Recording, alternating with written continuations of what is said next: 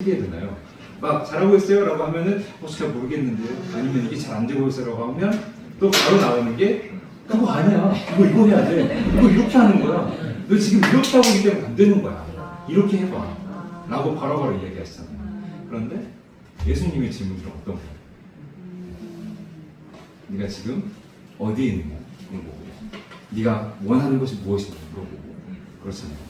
즉 우리는 질문을 받았을 때 답을 해줘야 한다라는 강박감이 좀 있는 것 같아요. 이게 교육 때문인가? 약간 이런 아이러니한 부분도 있겠지만 이게 그냥, 근데 또 그렇게 보기에는 저 이런 생각들을 했습니다. 내가 누군가의 경험에 의해서 학습됐다라고 하면 그 파블로프의 개 실험 있지 않습니까? 저는 그 조건반사, 조건화에 대한 실험을 딱 보고 나서 이런 생각밖에 안 든 거예요. 그럼 내가 반복할 때마다, 내가 이전에 배우던 학습을 반복할 때마다 난 강아지가 되는 건가? 라는 우스갯 생각들을 해봤거든요. 근데 인간의 뇌에 대해서 저는 조금 더 공부를 해봤어요. 그래서 뭐 뇌교육사라는 것도 있고 뇌파도 좀 볼 줄 알아요. 그리고 요즘은 조금 더 뇌과학이 발달을 했잖아요. 그리고 그 이전에 빅터 프랭클의 죽음의 수용소에서 나오는 이제 자극과 반응 사이의 찰나의 공간, 이 스페이스 안에서 인간은 선택권을 갖는다고 하잖아요. 그러면 어떤 순간에도 내가 선택권을 가질 수가 있어요. 그때 되니까 이렇게 느껴지는 거예요. 아, 나는 그냥 선택의 순간에 익숙한 패턴을 선택한 사람인 것 뿐이구나. 그럼 이제는 내 감정에 따라서 편함과 편하지 않음을 선택하는 것이 아니라 필요한 것을 좀 선택해야겠다. 앞으로 나아가는 방향, 그런 방향을 선택해야겠다. 그리고 포인트는 하나님께서 기뻐하시는 방향을 선택해야겠다 라는 마음으로 나아가면 조금은 이제 찬양의 질문, 그 존재의 질문을 들었을 때 답을 주는 것이 아니라 질문을 줄 수 있는 형태가 만날 수 있다라고 좀 생각이 들었습니다. 자, 그래서 사람을 고치기 전에 하나님이 지으신 존재로 다시 봅니다. 자, 같이 한번 읽어볼까요? 시작! 사람을 고치기 전에 하나님이 지으신 존재로 다시 봅니다. 네, 감사합니다. 우리는 누군가를 성장시키고 하는 욕구가 있어요. 성장시키고 싶어 하는 욕구는 내가 상대방을 바라볼 때 내 아픔이 너무 잘 보이고 내가 극복했던 아픔만큼 너무 잘 보이는 거예요. 그래서 내가 그걸 경험해보니까 이건 이렇게 하면 되는 거잖아, 너도 이렇게 좀 성장을 해봐 라고 해요. 근데 누군가를 성장시키고 싶어하는 그 저변에 뭐가 깔려있다고요? 우상화가 깔려있습니다. 내가 그들보다 나아지고자 하는, 나는 너가 겪은 아픔 나도 겪었어, 그러니까 넌 나만 믿고 따르면 돼 라는 관계적으로의 우위에 서려고 하는 인간의 좀 원죄로부터 비롯한 나쁜 감정들이 있는데요. 그 창세기 3장에 이제 나오지 않습니까? 네가 어디 있느냐 라고 했을 때 아담의 대답 기억나십니까? 당신이 지으신 저 여자. 아담의 첫 대답은 부끄러워서 숨었습니다.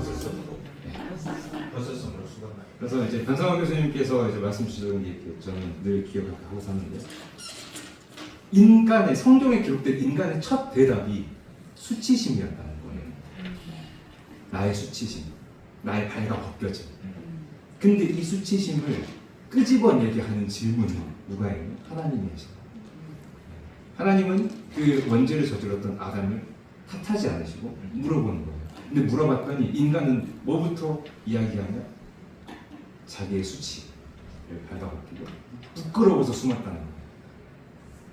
이걸 이제 조금은 우리 주님을 조금 더 닮은 신앙에 성숙된 사람에서 보면, 우리가 누군가한테 질문을 딱 다가가면 그들이 그렇게 반응해요. 도망가거나 변명하거나 반응이 그래요. 딴소리하거나 헛소리해요.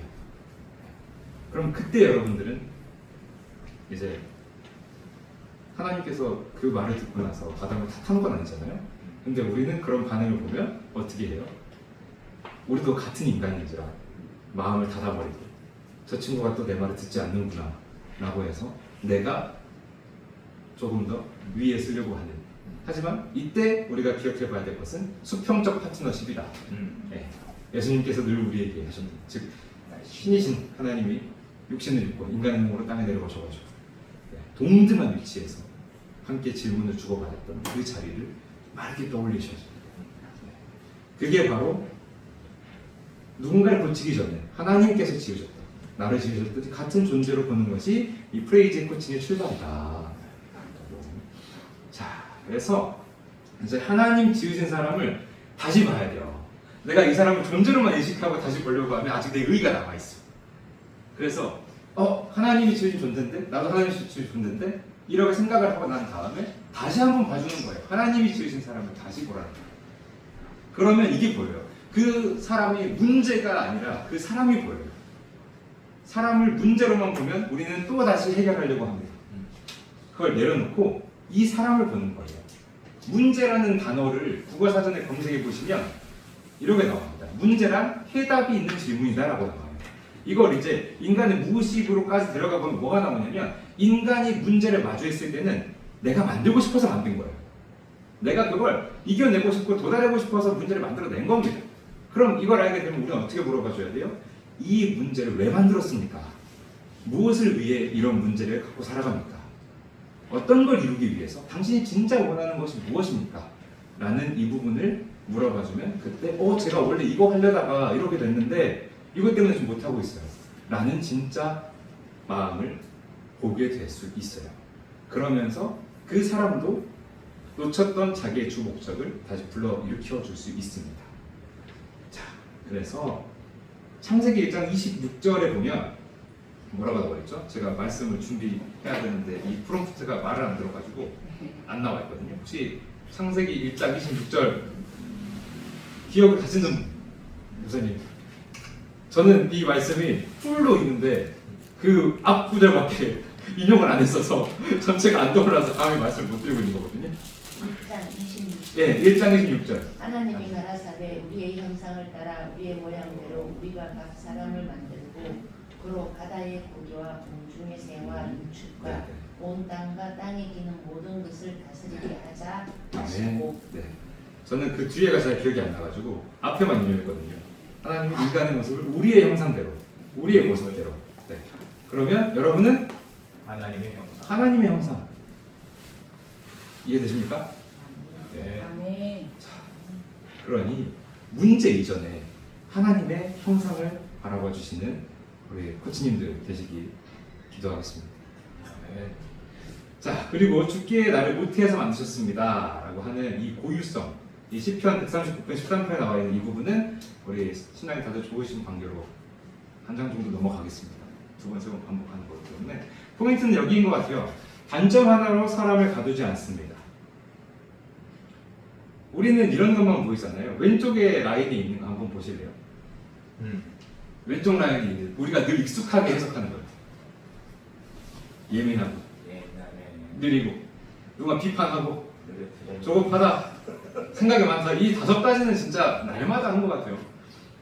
그냥 그 지하철만 가도 지하철에서 이동하는 것만 봐도 그분들 표정을 딱 보면 굉장히 민감하고 예민해지고 심지어 저도 그런 것 같아요. 그 지하철 탈 때마다 늘 시험 드는 것 같아요.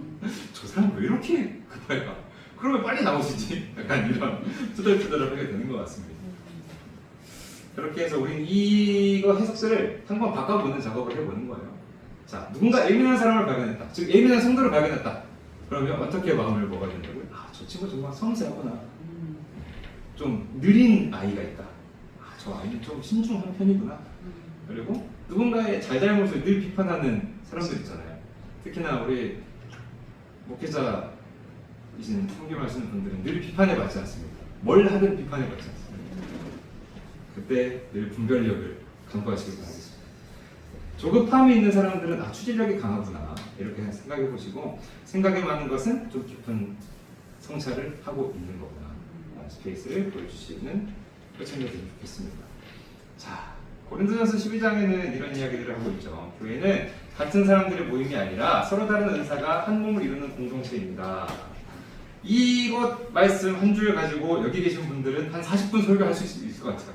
그렇죠? 네, 다들 아시는 말씀이죠. 그런데 우리가 한 명 한 명 바라보고 나가면 공동체는 그렇게 잘 보거든요. 각기 다른 사람들이 좋은 공동체 모였으니까 우리 교회 한번 잘 만들어 보자라고 하는데 그 중에 한 명씩 개인 컨택을 하게 되면 어때요? 이제 함께 시험에 들죠. 저는 이 부분을 너무 어려웠던 게 저는 코칭을 많이 했다 보니까 스펙트럼이 좀 넓어요. 네. 아침에 학생 만났다가 저녁에 교장 선생님 만나고 막 이러고 네. 청년들 만났다가 어린이들 만나고 그래요. 그럼 대화가 안 되는 거예요. 대화가 안 돼. 그들의 언어로, 그들의 시선에서 같은 평등한 대화를 해야 되는데 안 되는 거예요. 이게 너무 큰 숙제였어요. 너무 큰 숙제.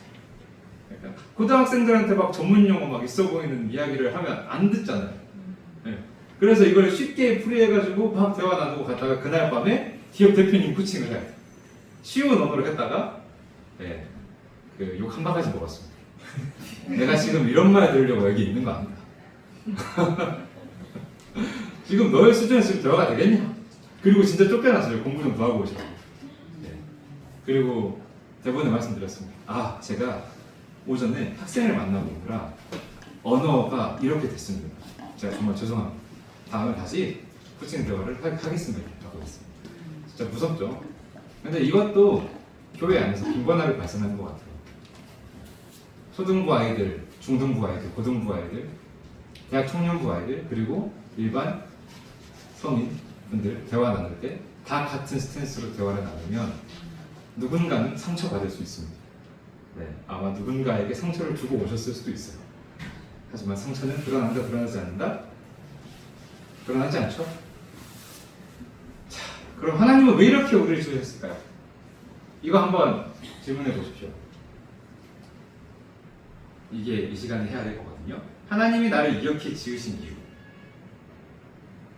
그렇게 다르게 다 만들어놨는데 우리는 이제 관찰자 시각에서 있다가 그 성도들의 곁으로 수적 들어갔을 때 그들을 지으신 이유도 알아줘야 하기 때문에 누군가를 알아주는 가장 쉬운 방법은 뭡니까? 나를 아는 거. 나를 아는 거. 내가 나를 본 만큼 남을 볼 수 있어요. 그래서 한번 이 네 가지에 대해서 적어보고 나눠보고 할 시간을 보낼까 했는데 심플하게 가겠습니다. 나를 표현하는 단어 세 가지. 지금 그 세 가지 중에 한 가지만 마음속으로 품어보십시오. 품으셨나요? 그리고 오탈자가 있네요. 네, 다론. 네, 다론 아니에요. 다른이에요. 네, 다른 사람이 자주 칭찬하는 나의 특성은 한 가지 더 떠올려 보십시오. 혹시 최근에 칭찬을 받아보신 적이 없다면 지금 빠르게 스스로 칭찬해 주시기 바랍니다. 이 자리에 오셔서 정말 훌륭하신 분. 자, 세 번째, 내가 자연스럽게 몰입하는 활동은 자연스럽게. 이것도 최근에 몰입의 경험이 없으시다고 하면 네, 지금 당장 기도를 드려보십시오. 충분히 몰입하실 수 있습니다. 자, 네 번째, 나의 고유성이 공동체에 줄 수 있는 선물은 좋은 말이다. 고유성. 그래서 제가 듣기에는 하나님께서 당신에게 땡땡땡이라는 고유성을 주신 것 같습니다. 나는 이 장표 있잖아요. 이거 꼭 가져가셔가지고 성도님들께 아니면 내 고객에게 한번 해보세요. 크리스찬 코칭 영역에서 정말 강하게 쓰이고 있는 질문들입니다. 당신을 표현하는 말이 뭔가요? 그리고 누군가가 당신을 칭찬하는 단어는 뭔가요? 그리고 자연스럽게 몰입하고 있는 행동은 뭔가요? 그리고 그 자연스럽게 몰입하는 고유성, 하나님께서 당신을 지으신 그 고유성이 공동체에게 줄 수 있는 선물은 뭔가요? 딱 정리해보면 하나님께서 당신에게 이런 고유성을 주신 것 같습니다. 제가 가지고 있는 고유성은 뭘까요?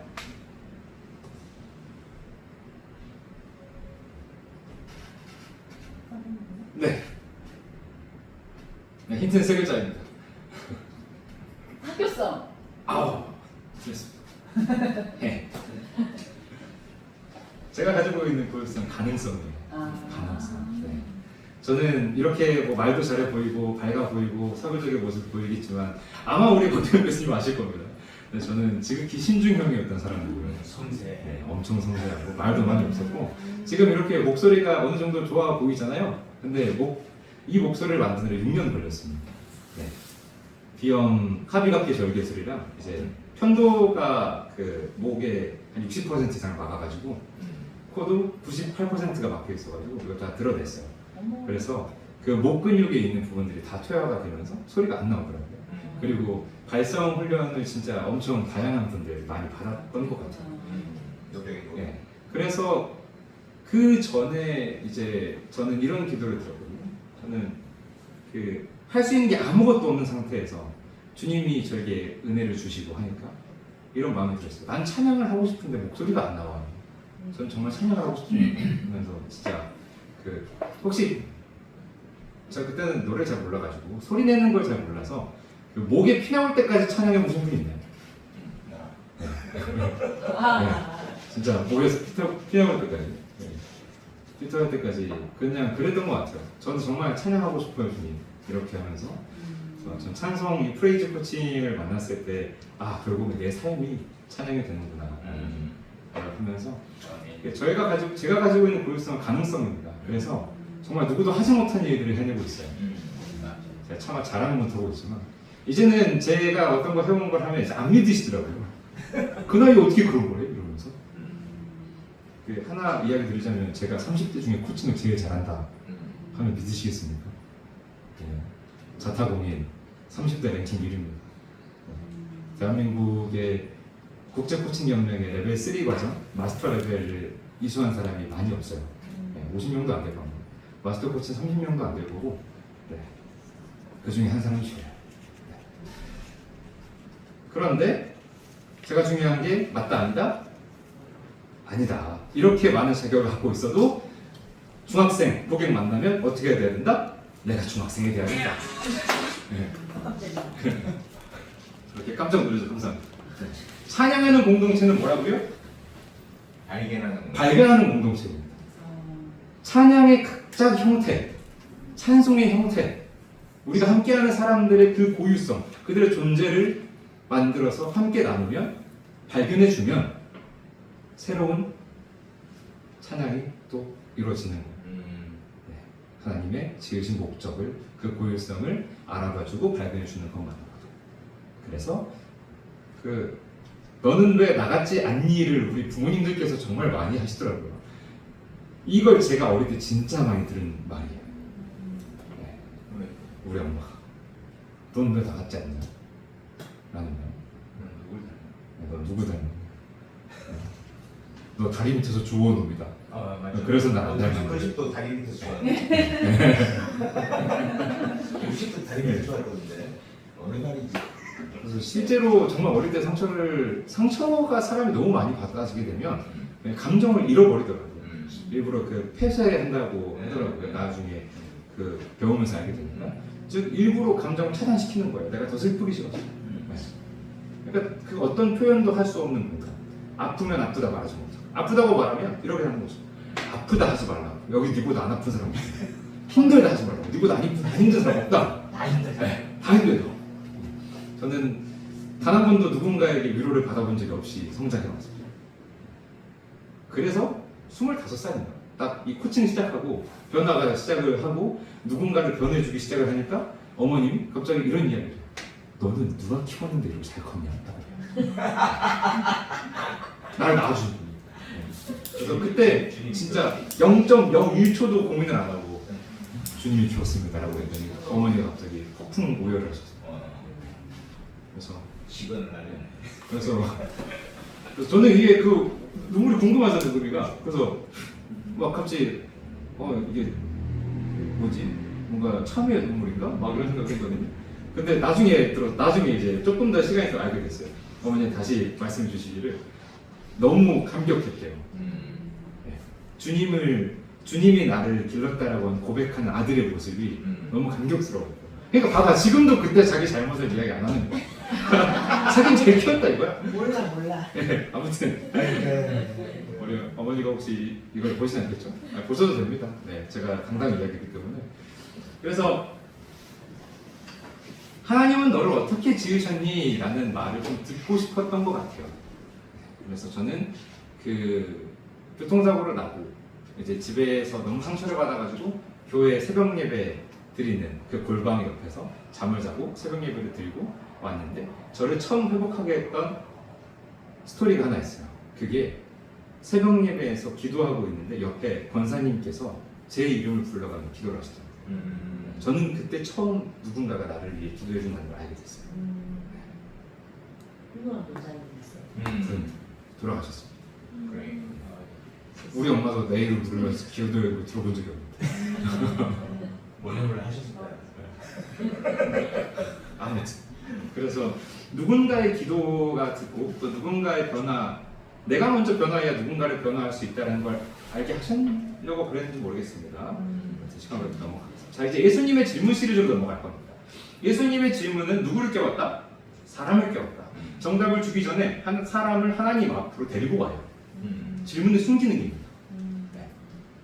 답변을 해주면 사람은 답변을 들으면 어떻게 됩니까? 도망가잖아요. 제가 이렇게 하고 있어요 라고 했는데 너 왜 그랬어? 라고 하면 도망가지 않습니다. 이거 하지 그랬냐 라고 하면 도망가는데, 예수님께서 하시는 질문은 늘 사람을 하나님 앞에 딱 세워둡니다. 자, 예수님을 몰라서 물으셨나요? 예수님은 그 하나님이시죠? 하나님은 다 아시죠? 저는 예수님께서 질문하신 것들 중에 제일 궁금했던 부분들 좀 많이 있는데, 아니 이분은 왜 다 알면서 자꾸만 물어보는 거야? 그렇잖아요. 네. 그 나사로야 나오너라 하는데 이미 나올 거 뻔히 아시면서 왜 부르는 거야? 그래서 약간 이분은 리액션 왜 이렇게 좋아하시지? 약간 이런 생각을 했던 때도 있어요. 아무튼 그렇습니다. 그래서 사람이 자기의 마음을 보도록 질문하셨다라고 정리가 되더라고요. 그래서 아까 하나님께서 질문하시는 부분들도 그렇고 예수님의 질문들도 그렇고 특성이 이거예요. 자기 마음을 보도록, 자기를 알 수 있도록, 자기의 존재를 돌아보도록, 자기의 고유성을 고백하도록 그렇게 질문하셨다라고 정리해 보았습니다.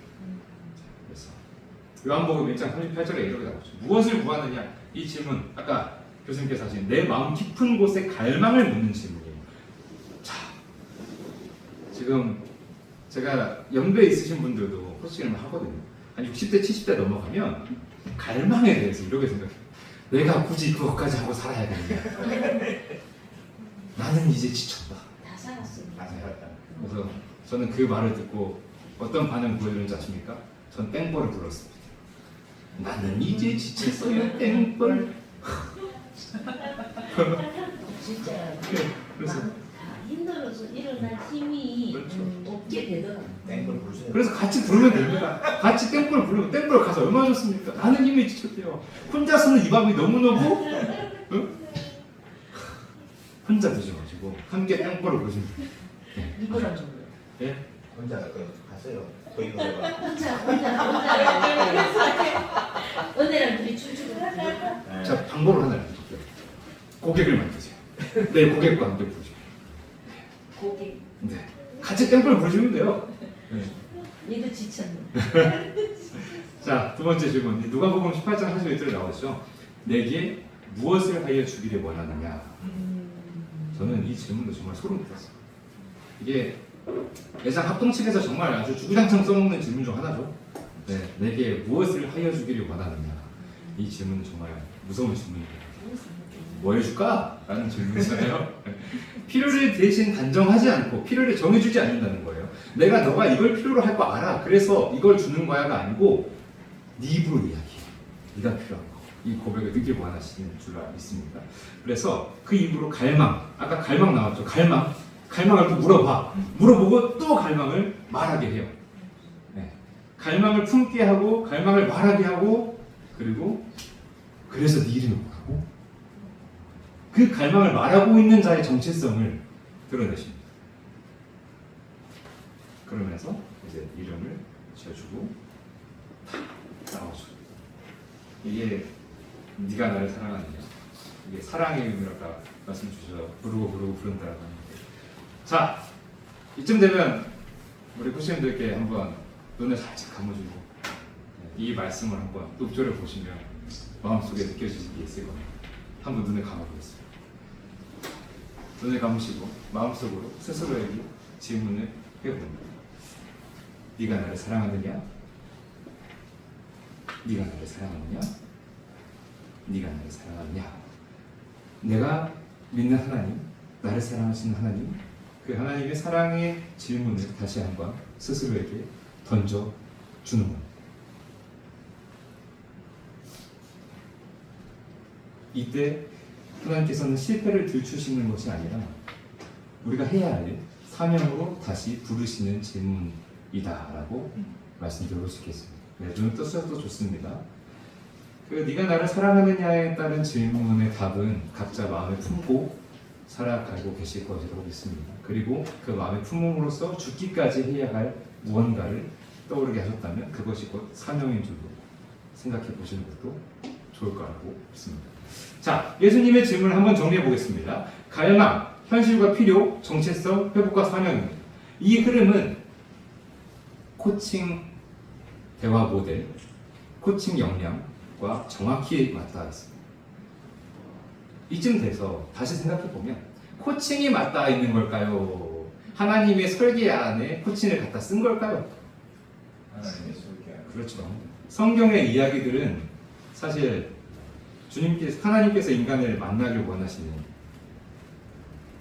스토리잖아요. 자, 그래서 이 질문들의 흐름, 무엇을 구하느냐, 내게 무엇을 하여 주기를 원하느냐, 내 이름이 무엇이냐, 네가 나를 사랑하느냐, 이 흐름에 따라서 이렇게 만들어졌습니다. 프레이즈, 하나님 앞에 머물게 하고 현실을 정직하게 바라보게 하고 작은 순종을 찾게 하고 정체성으로 연결해서 첫 걸음으로 정해보고 말씀과 격려로 세우는 것이죠. 다시 하나님 앞으로 머물게 합니다. 그리고 현실을 정직하게 보게 하고 작은 순종을 찾고 정체성으로 연결하고 첫 걸음을 정하고 말씀과 격려를 세우고 이것들을 어떻게 한다고?